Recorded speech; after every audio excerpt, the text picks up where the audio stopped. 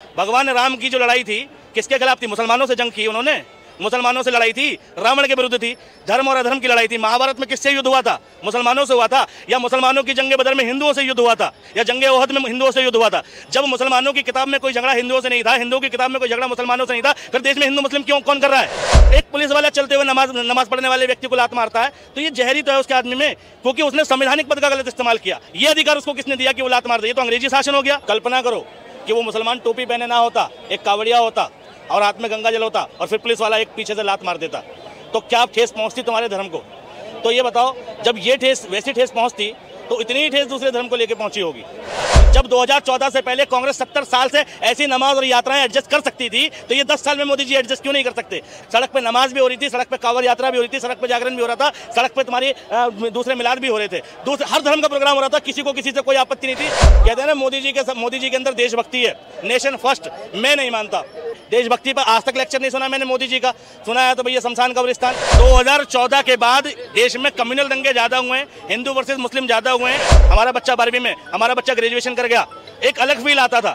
लेकिन 2014 के बाद ये डिबेट खत्म हो गई। अब हो गया तुम कट्टर सनातनी नहीं हो कि नहीं हो, तुम भैया तुम फलाना जाति के हो कि नहीं हो, तुम ब्राह्मण हो कि नहीं हो, अरे तुम बीजेपी के हो, तुम कांग्रेस के हो। पहले के डिबेट में और अब के डिबेट में ये फर्क आया। हाँ जी चाचा, ये बताइए क्या लगता है मोदी जी राम के रथ पर सवार होकर क्या लगता है 24 का एजेंडा पार कर पाएंगे? तीसरी बार आएंगे? इस बार का चुनाव आपने आप राम का नाम ले लिए तो उसी पर होगी डिबेट। इस बार का चुनाव धर्म, अधर्म, न्याय, अन्याय, झूठ और सच पे आधारित है। और इस जो मोदी जी निकले हैं राम के रथ पर सवार होके उस नैया को पार देश की जो जनता है जरूर लगाएंगे। क्या बोलेंगे? जनता लगाएगी पार इस बार? चाचा क्लियर कह ही रहे हैं, मोदी नहीं भगवान का चुनाव है इस बार। इस बार राम और किशन में से एक को चुनना है आपको। प्रधानमंत्री का चुनाव है ही नहीं। लोग गजब विडम्बना है इस देश की कि मतलब चुनावों में भगवान घसीटे जा रहे हैं बेवजह ही। अभी राम राज्य अन्याय की बात कर रहे थे, इंदौर लोग की घटना देखी ना, ठीक है? वो तो ये देखो जहर किस कदर है कि प्रशासनिक अधिकारियों के मन में भी जहर है। ठीक, लोग उसे हिंदू मुसलमान के नज़रिए से देख रहे हैं, मैं उसे लोकतंत्र की हत्या के नज़रिए से देख रहा हूँ। और जो हिंदू सपोर्ट कर रहे हैं बस उनके लिए एक सलाह है, कल्पना करो कि वो मुसलमान टोपी पहने ना होता, एक कावड़िया होता और हाथ में गंगा जल होता और फिर पुलिस वाला एक पीछे से लात मार देता, तो क्या ठेस पहुँचती तुम्हारे धर्म को? तो ये बताओ, जब ये ठेस वैसी ठेस पहुँचती तो इतनी ही ठेस दूसरे धर्म को लेकर पहुँची होगी। किसी भी धर्म का अपमान किसी भी प्रशासनिक अधिकारी द्वारा किया जा रहा है तो वो गलत है। मोदी जी ने या दिल्ली प्रदेश की सरकार ने अभी तक उस पर कोई टिप्पणी नहीं करी। उस अधिकारी का क्या होगा ये नहीं पता।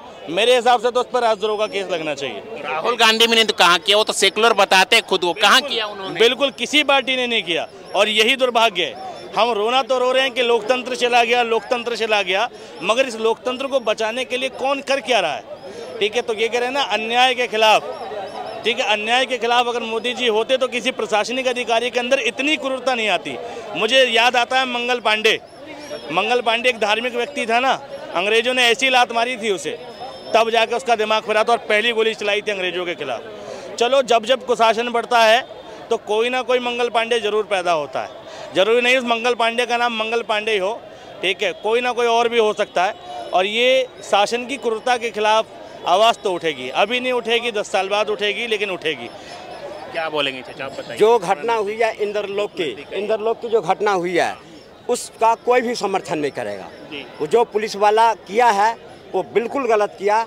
कोई भी धर्म हो इस तरह उसे समझा सकता था, लेकिन उसका सजा उसे मिला है, उस पर तुरंत कार्रवाई भी हुई है और सस्पेंड भी हुआ है। और रही बात मोदी जी पर, तो उंगली तुरंत उठा देते हैं, लेकिन वही सेकुलर वोट के निर्माता कहें या लेने वाले कहें, और उसी वोट पर देश की जनता को गुमराह करने वाले राहुल गांधी क्यों ने उठ करके खड़ा होकर के सबसे पहले बयान दिए? ये भी तो उनकी सबसे पहला दायित्व तो वही है, जिस वोट पर अधिकार वो सदा शुरू से ही रख रहे हैं, ये वोट हमारा है, इस वोट पर कोई सेंध नहीं मार सकता है। तो उसके लिए जवाबदेही उनका था कि पहले खड़ा होकर के इसके पक्ष में बात करते, लेकिन वो बात नहीं करे। उन्होंने इस बात से कन्नी काट गए। क्यों कन्नी गए। क्यों?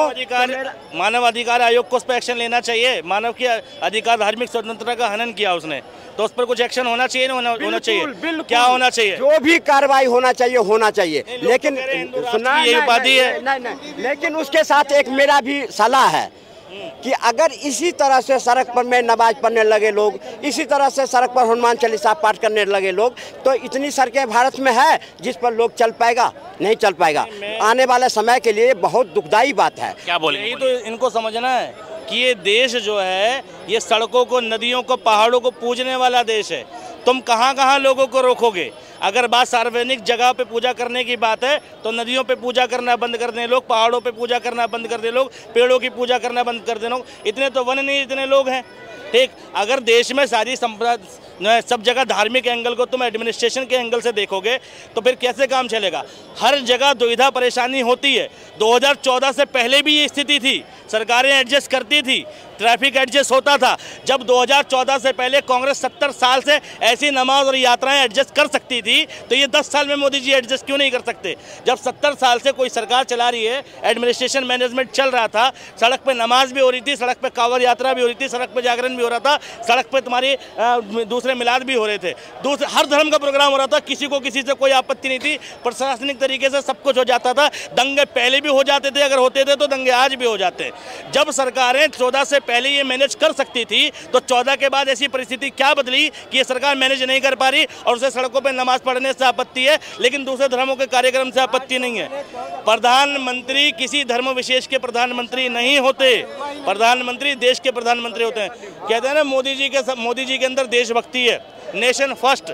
मैं नहीं मानता। क्यों? जिस व्यक्ति के अंदर नेशन फर्स्ट होगा, जिसके अंदर राष्ट्र की पहली बात आएगी, वो राष्ट्र के लोगों में विभाजन नहीं करेगा। मोदी जी गए नदी में, मैं कह रहा हूँ नदी में जाकर राष्ट्रगान गाया था क्या उन्होंने? द्वारकाधीश के दर्शन करने गए थे ना। नेशन फर्स्ट होता, मैं कहता हूँ पहले वॉर मेमोरियल आते, इंडिया गेट आते, किसी स्कूल में जाते, देशभक्ति पर आज तक लेक्चर नहीं सुना मैंने मोदी जी का। सुना है तो भैया शमशान कब्रिस्तान। नदी में जाकर भी धर्म का प्रचार चल रहा है। नेशन फर्स्ट जाके तिरंगा लगाओ, उसके बाद भगवान की आराधना करो, कोई दिक्कत नहीं है। नेशन फर्स्ट बोलने से नहीं होता पार्टी के लिए। नेशन फर्स्ट एक दिमागी विचारधारा का नाम है।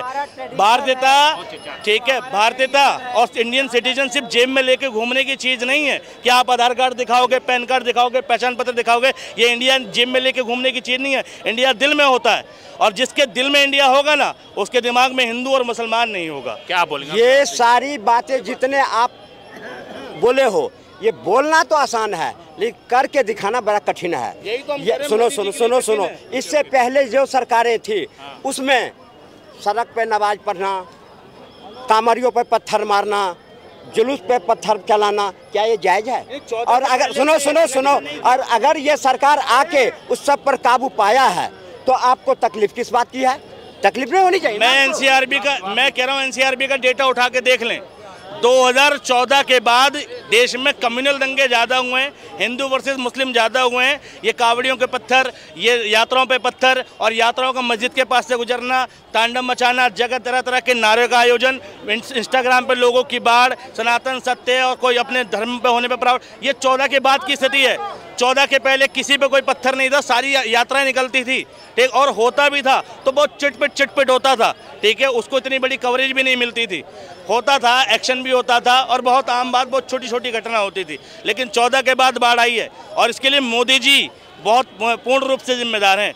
देश का मानसिक संतुलन बिगाड़ने के लिए, देश के लोगों का मानसिक संतुलन बिगाड़ने के लिए, देश में सद्भाव, संभावना और एक दूसरे का भाईचारा बिगाड़ने के लिए मोदी जी संपूर्णतः जिम्मेदार हैं। 14 से पहले ऐसी स्थिति नहीं थी, सभी चीज़ें निकलती थी, और जहां होते थे छोटे मोटे दंगे भी होते थे, मैं डिनाई नहीं करता, लेकिन रियलिटी यही है। जितनी दंगे कांग्रेस के टाइम में हुए और बड़े बड़े दंगे हुए, क्या मोदी जी के टाइम में इतने बड़े दंगे हुए हैं? अब एक दंगा गिनाएंगे दिल्ली का, ये वो भी कैसे हुआ, क्या हुआ, सब इनको पता है, लेकिन स्पष्ट बोलना नहीं चाहते हैं। इनके मन में एक ही बात है कि मोदी जी और योगी जी की शासनकाल में जो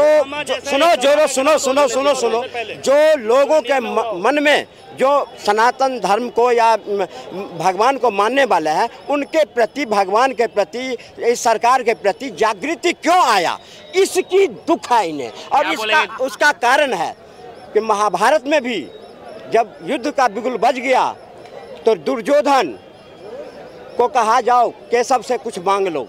फिर युधिष्ठिर ने बोला अर्जुन को तुम भी जाके कुछ मांगो। तो जब दुर्योधन गया तो भगवान कृष्ण सो रहे थे तो उसके सिरहाने जाके खड़ा हो गया। और जब अर्जुन गया तो उनके पाँव के पास जाकर के पाँव छुआ। जब भगवान उठे, कहना ये चाह रहे हैं कि जैसी सोच या नियत होती ना उनकी वैसी व्यवहार होता है। आज मोदी जी के साथ जो ऐसे लोग व्यवहार कर रहे हैं ना, इनकी सोच और नियत में खोट है। मोदी जी तो कहते हैं मुसलमानों के हम साथ हैं, तो क्यों नहीं ट्वीट किया उन्होंने? तो उन्होंने जो उनके सबसे बड़े आका हैं वो कहाँ क्यों नहीं ट्वीट किया? मोदी जी से तो उम्मीद करते हैं। उनके आका अमित शाह हैं, मोदी जी के सबसे बड़े आका अमित शाह हैं, देश के गृह मंत्री का क्या ट्वीट आया उसके उस मामले में? मोदी जी वो व्यक्ति हैं जो किसी के छोटे से छोटे जन्मदिन की बधाई देते हैं सेलिब्रिटी को, ठीक है, मगर देश में इतनी बड़ी घटना हो जाती है मोदी जी का एक ट्वीट नहीं आता। हाथरस जैसी घटना पे ट्वीट नहीं आता, ठीक है, मणिपुर जैसी घटना पे ट्वीट नहीं आता। मतलब जहाँ सीरियस होना चाहिए वहाँ है ही नहीं, और जहाँ नहीं है वहाँ पर ट्वीट आ रहा है। भाई जब आपने कहा विडम्बना तो यही है कि देश में देश के सारे नेता मिलके, देश के सारे अभिनेता मिलके, देश के जितने भी जिम्मेवार लोग हैं वो हमें रामायण और महाभारत सिखाने में लगे हैं। देश रामायण और महाभारत नहीं है, देश देश के लोगों से होता है। जब तक देश में देश के लोगों की इज्जत नहीं करेंगे, एक समुदाय के लोग दूसरे समुदाय के लिए आवाज़ नहीं उठाएंगे, तब तक वो देश तरक्की नहीं कर सकता। अमेरिका, दुबई, रशिया, चाइना या दूसरे और कंट्री वो सारे तरक्की कर रहे हैं, उसकी वजह सिर्फ यही है कि वहाँ पर इंटरनली झगड़ा नहीं है। देश को तुम कहते हो ना 5 ट्रिलियन इकोनॉमी, अगर देश 5 ट्रिलियन की जगह 10 ट्रिलियन इकोनॉमी भी हो जाएगा ना, मैं गारंटी देता हूँ हमारा देश फिर भी पिछड़ा रहेगा, फिर भी गरीब रहेगा, फिर भी देश में भुखमरी रहेगी। वजह ये नहीं, इकोनॉमी ट्रिलियन अचीव करना बहुत बड़ी बात होती है, लेकिन आर्थिक दशा सुधारने के लिए देश में लोगों की मानसिक दशा ठीक होनी चाहिए, और मानसिक दशा तो इस सरकार ने बिगाड़ दी है।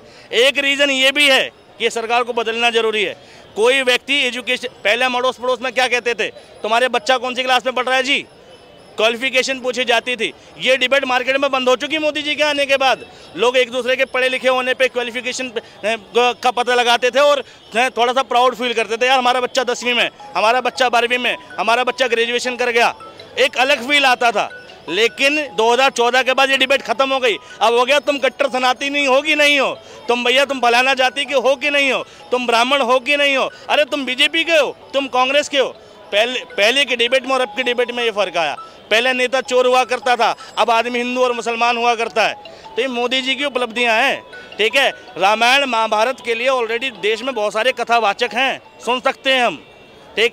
अगर महाभारत और रामायण की बात करो तो सुनो, भगवान राम की जो लड़ाई थी किसके खिलाफ थी? मुसलमानों से जंग की उन्होंने, मुसलमानों से लड़ाई थी, रावण के विरुद्ध थी, धर्म और अधर्म की लड़ाई थी। महाभारत में किससे युद्ध हुआ था? मुसलमानों से हुआ था। या मुसलमानों की जंगे बदर में हिंदुओं से युद्ध हुआ था, या जंगे ओहद में हिंदुओं से युद्ध हुआ था।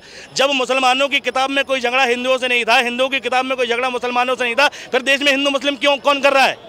मंदिर मस्जिद के नाम पे कौन कर रहा है? ये राजनीति तो करा रही है, देश का पॉलिटिकल सिस्टम ही तो करा रहा है, देश के बड़े बड़े नेता ही तो करा रहे हैं। हिंदू की किसी धर्म के ग्रंथ में किताब में उठा के देख लेना, कहीं पर दूर दूर तक नहीं मिलेगा कि मुसलमानों का आक्रमण हुआ, मुसलमान ने श्री कृष्ण से युद्ध किया, अर्जुन से युद्ध किया, ये किया वो किया। भाई अंगूठा काटा एकलव्य का द्रोणाचार्य ने, था कोई मुसलमान? बताओ। और मुसलमानों के हिसाब में लगा दो, कहीं से कहीं तक कोई था हिंदू जंग में? जब हिंदू मुसलमान का झगड़ा ग्रंथों में नहीं है, उनकी धार्मिक किताबों में नहीं है, देश के अंदर पैदा करने वाला कौन? ये राजनीति तो है, बीजेपी तो है, मोदी जी तो हैं। तो आप कह रहे हो कि मोदी जी रिस्पॉन्सिबल है। 2014 से पहले क्यों नहीं थी ये डिबेटें कि भैया तुम मंदिर मस्जिद हिंदू मुस्लिम बीजेपी कांग्रेस चल रहा था? 14 से पहले भी तो देश था, या देश 14 के बाद बना है?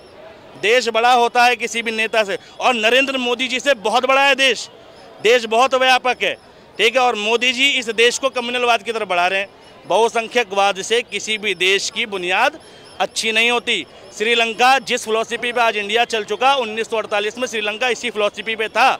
डच भाषी लोगों के वहाँ बहुसंख्यकवाद थे, बहुसंख्या थी, तो वहाँ की भाषा को राष्ट्रीय भाषा घोषित किया, सारे अधिकार डच भाषी लोगों को मिले। और क्या हुआ उसके बाद? आज श्रीलंका कहाँ खड़ा है? बर्बाद मुल्क है, आज एक बर्बाद देश है। हो सकता है तुम आज गर्व महसूस करो कि देश हिंदू राष्ट्र हो जाए, धर्म के नाम पर देश को एक वो ले लो कि टैग ले लो, लेकिन कहाँ खड़ा है? 57 मुस्लिम देश हैं। कौन सा प्रतिनिधित्व करते हैं 57 मुस्लिम देश? सारे धर्म के नाम पर हैं। किस देश का यहाँ पर बहुत बड़ा नाम है? अगर देश पूरी दुनिया में किसी का नाम है तो भैया वो अमेरिका है, जो डेमोक्रेटिक राष्ट्र है, पूरी दुनिया में सुपर पावर में नाम आता है तो रशिया है, ठीक है, जो धर्म की फिलॉसफी से बहुत ऊपर उठ चुके हैं और वहाँ पर सिर्फ एजुकेशन की बात होती है, टेक्नोलॉजी की बात होती है। और हमारे देश में क्या चल रहा है? मंदिर मस्जिद। एक पुलिस वाला चलते हुए नमाज पढ़ने वाले व्यक्ति को लात मारता है तो ये जहरी तो है उसके आदमी में, क्योंकि उसने संवैधानिक पद का गलत इस्तेमाल किया। अगर उसके मन में कानून की बात होती, संवैधानिक तरीका होता, चलो बैठ गए, वो बाद में कागजी तौर पे मुकदमा लिख देता, कार्रवाई कर देता, ये लीगल तरीका था और जो सजा होती कानूनी तौर पर उसे होती। अगर गलत भी किया था, ये अधिकार उसको किसने दिया कि वो लात मार दे? ये तो अंग्रेजी शासन हो गया। अंग्रेजों ने मंगल पांडे के कंधे पे मारा था और सुनो धनानंद ने चाणक्य के कंधे पे लात मारी थी। तो ये तो वही हो गया सेम। तो हम कहाँ चले जा रहे हैं और कौन सा देश दे रहे हैं मोदी जी?